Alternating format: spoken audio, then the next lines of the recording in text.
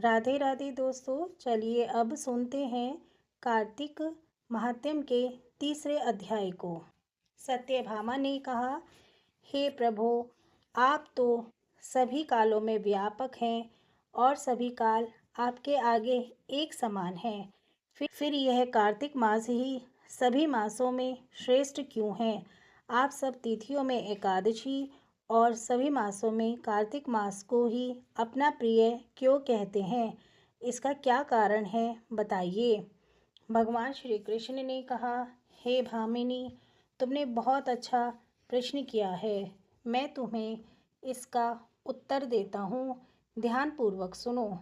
इसी प्रकार एक बार महाराज बेन के पुत्र राजा पृथु ने प्रश्न के उत्तर में देवर्षि नारद से प्रश्न किया था और जिसका उत्तर देते हुए नारद जी ने उसे कार्तिक मास की महिमा बताते हुए कहा, हे राजन, एक समय शंख नाम का एक राक्षस बहुत बलवान एवं अत्याचारी हो गया था।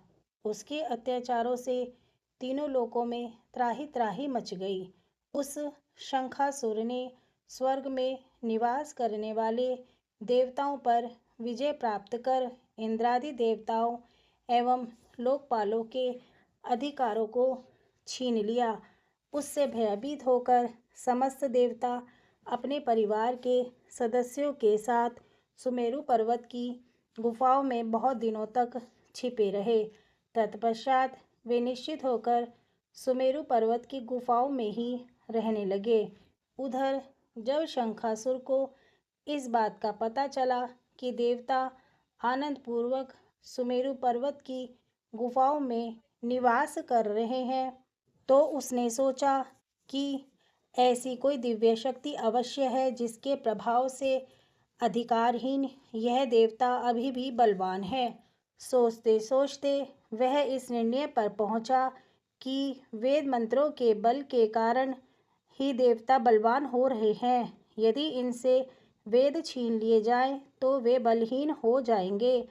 ऐसा विचार कर शंखासुर ब्रह्मा जी के सत्यलोक से शीघ्र ही वेदों को हर लाया। उसके द्वारा ले जाए जाते हुए भय से उसके चंगुल से निकल भागे और जल में समा गए। शंखासुर ने वेद मंत्रों तथा बीज मंत्रों को ढूंढते हुए सागर में प्रवेश किया, परंतु न तो उसको वेद मंत्र मिले और न ही बीज मंत्र।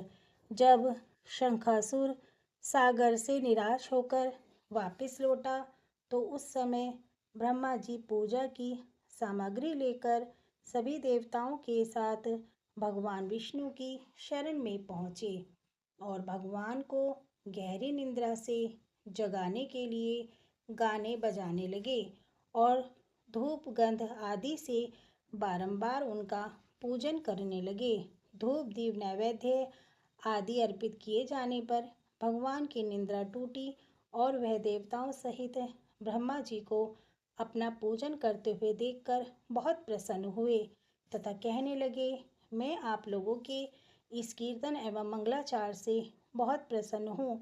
आप अपना अभिष्ट वरदान मांगिए, मैं अवश्य प्रदान करूँगा। जो मनुष्य आश्विन शुक्ल के एकादशी से देवोत्थान एकादशी तक ब्रह्म मुहूर्त में उठकर मेरी पूजा करेंगे, उन्हें तुम्हारी ही भांति मेरे प्रसन्न होने के कारण सुख की प्राप्ति होगी। आप लोग जो पद्य, अधर्य, आचमन और जल आदि सामग्री मेरे लिए लाए हैं, वे अनंत गुणों वाली होकर अपना कल्याण करेंगी। शंखासुर द्वारा हरे गए संपूर्ण वेद जल में स्थित हैं। मैं सागर पुत्र शंखासुर का वध करके उन वेदों को अभी लाए देता हूँ। आज से मंत्र, बीज और वेदों सहित मैं प्रतिवर्ष कार्तिक मास में जल में विश्राम किया करूँगा। अब मैं मत्स्य का रूप धारण करके जल में जाता हूँ। तुम सब देवता भी मुनीश्वरों सहित मेरे साथ जल में आओ। इस कार्तिक मास में जो श्रेष्ठ मनुष्य प्रातःकाल स्नान करते हैं, वे सब यज्ञ के अवभृत स्नान द्वारा भली भांति नहा लेते हैं।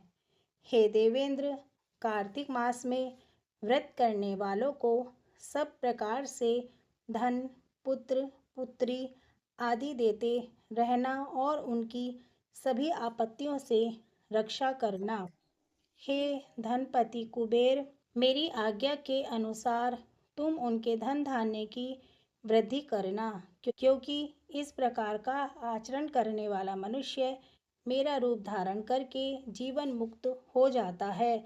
जो मनुष्य जन्म से लेकर मृत्यु पर्यंत विधि पूर्वक इस उत्तम व्रत को करता है, वह आप लोगों का भी पूजनीय है।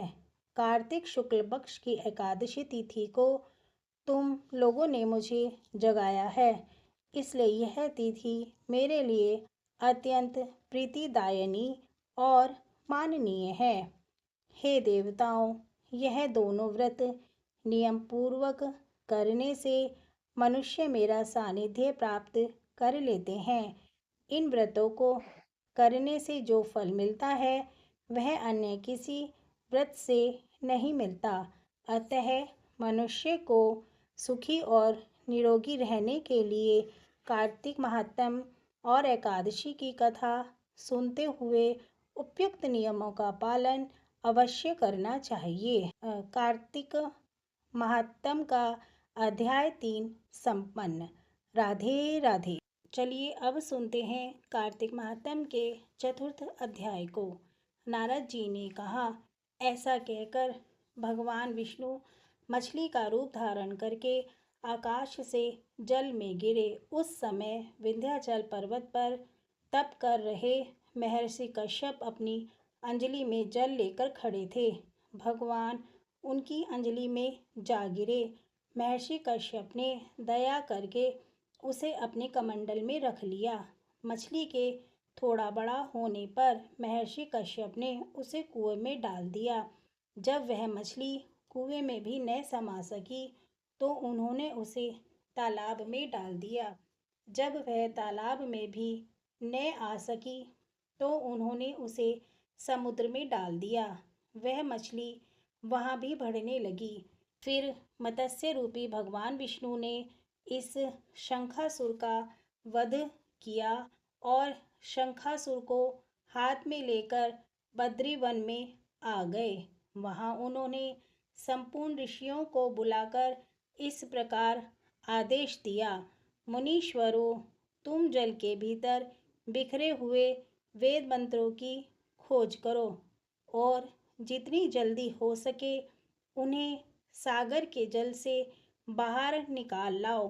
तब तक मैं देवताओं के साथ प्रयाग में ठहरता हूँ। तब उन तपोबल संपन्न महर्षियों ने यज्ञ और बीजों सहित संपूर्ण वेद मंत्रों का उद्धार किया। उनमें से जितने मंत्र जिस ऋषि ने उपलब्ध किए, वही उन बीज मंत्रों का उस दिन से ऋषि माना जाने लगा। तदंतर सब ऋषि एकत्र होकर प्रयाग में गए।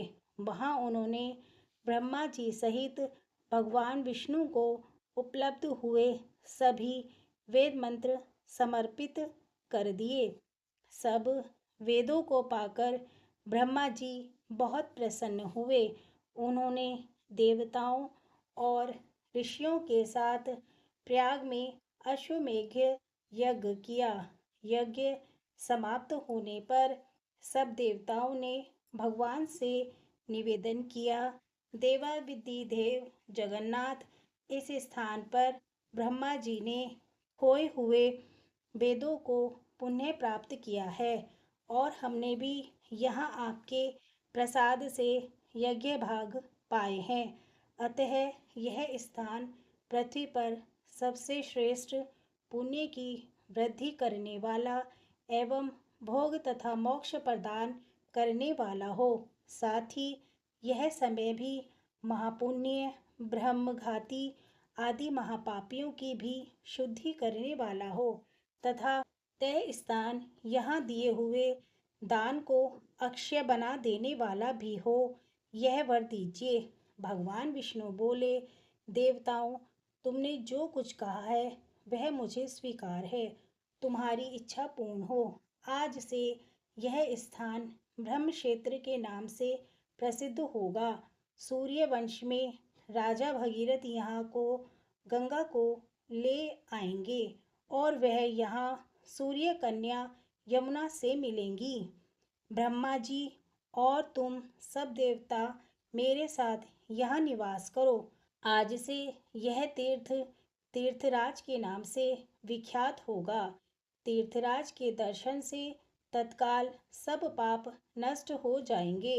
जब सूर्य मकर राशि में स्थित होंगे उस समय यहाँ स्नान करने वाले मनुष्य के सब पापों का यह तीर्थ नाश करेगा। यह काल भी मनुष्य के लिए सदा महापुण्य फल देने वाला होगा। माघ में सूर्य के मकर राशि में स्थित होने पर यहाँ स्नान करने से सालोक्य आदि फल प्राप्त होंगे। देवादिदेव भगवान विष्णु देवताओं से ऐसा कहकर ब्रह्मा जी के साथ वहीं अंतर्धान हो गए। तत्पश्चात इंद्रादि देवता भी अपने अंश से प्रयाग में रहते हुए वहाँ से अंतर्धान हो गए। जो मनुष्य कार्तिक में तुलसी की जड़ के समीप श्री हरि का पूजन करता है वह इस लोक में संपूर्ण भोगों का उपभोग करके अंत में वैकुंठ धाम को जाता है। कार्तिक महात्म्य का अध्याय 4 संपन्न। राधे राधे। चलिए दोस्तों, इसी के साथ अब सुनते हैं कार्तिक मास में सुनी जाने वाली तुलसा जी की कथा को। कार्तिक के महीने में सब कोई तुलसा माता को सींचने जाती। सब कोई तो सींच के आती जाती, पर एक बुढ़िया माई आती और तुलसा माता से रोजाना कहती, तुलसा माता सत की दाता, मैं बिरड़ा सींचू तेरा, तू कर निस्तारा मेरा। तुलसा माता अड़ुआ दे, लड़ुआ दे, पीताम्बर की धोती दे, मीठा मीठा ग्रास दे, वैकुंठ का वास दे, चटके की चाल दे, पटके की मोत दे, चंदन की काठ दे, झालर की झनकार दे, साई का राज दे, दाल भात का जीमन दे, 11 का दिन दे, कृष्ण का कंधा दे। इतनी बात सुनकर तुलसा माता सूखने लगी। एक बार भगवान कृष्ण ने पूछा कि तुम्हारे पास इतनी औरतें आती हैं, तुम्हें जिमावा गावे तो भी तुम कैसे सूखने लगी? तुलसा माता ने कहा कि एक बुढ़िया माई आती है जो रोजाना इतनी बात कहकर जाती है, मैं और तो सब कुछ दे दूंगी, पर आप श्री कृष्ण जी का कांधा कहाँ से दूंगी? थोड़े दिन बाद बुढ़िया माई मर गई। सब कोई उसको उठाने लगे, पर वह इतनी भारी हो गई कि उठे ही नहीं। सगा कोई कहने लगे, पाप घाट की माला फेरती होगी जिससे इतनी भारी हो गई। भगवान बूढ़े ब्राह्मण का रूप धारण करके आए। सबसे पूछने लगे, इतनी भीड़ क्यों हो रही है? सब बोले, यह एक बुढ़िया मर गई है, पापनी थी इसलिए किसी से नहीं उठती। तब भगवान बोले कि इसके कान में मुझे एक बात कहने दो तो यह उठ जाएगी। सबने कहा कि तू भी मन की निकाल ले। भगवान ने जाकर उसके कान में कहा, बुढ़िया माई, तू मैं बिड़ला सींचू मेरा, मैं करूँ निस्तारा तेरा। बुढ़िया माता अड़ुआ ले, लड़ुआ ले, पीताम्बर की धोती ले, मीठा मीठा ग्रास ले, वैकुंठ का वास ले, चटके की चाल ले, पटके की मोत ले, चंदन की काठ ले, झालर की झंकार ले, साई का राज ले, दाल भात का जीमन ले, कृष्ण का कांधा ले। इतना सुनते ही बुढ़िया माई हल्की हो गई और भगवान कंधे पर ले गए। मुक्ति हो गई।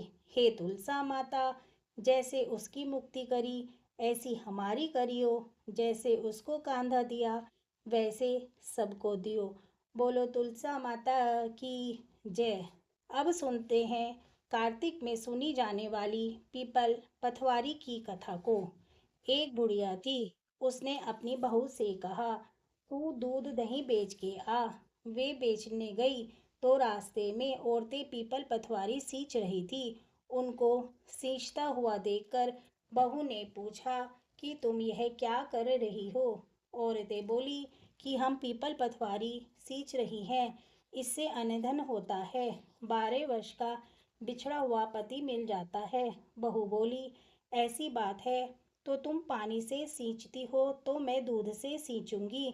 गुजरी बहू रोजाना दूध दही बेचने नहीं जाती, वह रोजाना दूध तो पीतल में दही पथवारी में सींचती। सास दूध दही का दाम मांगती तो कह देती, महीना पूरा हो जाने पर दे दूंगी। कार्तिक का महीना पूरा हो गया। पूनों के दिन बहू पीपल पथवारी के पास जाकर बैठ गई।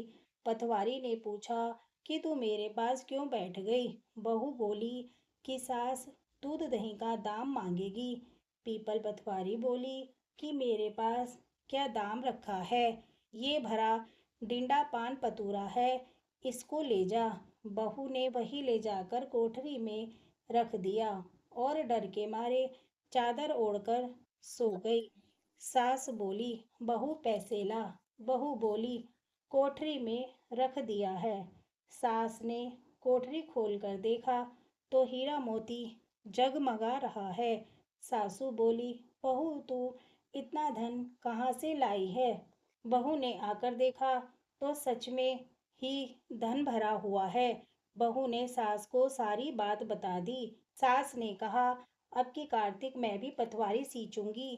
कार्तिक आया, सास दूध दही तो बेच आती, हांडी धोकर पीपल पटवारी में चढ़ा देती। आकर बहू से कहती, मेरे से दाम मांग। वह कहती, सासू जी कोई बहू भी दाम मांगती है, पर सासू कहती कि तू मांग।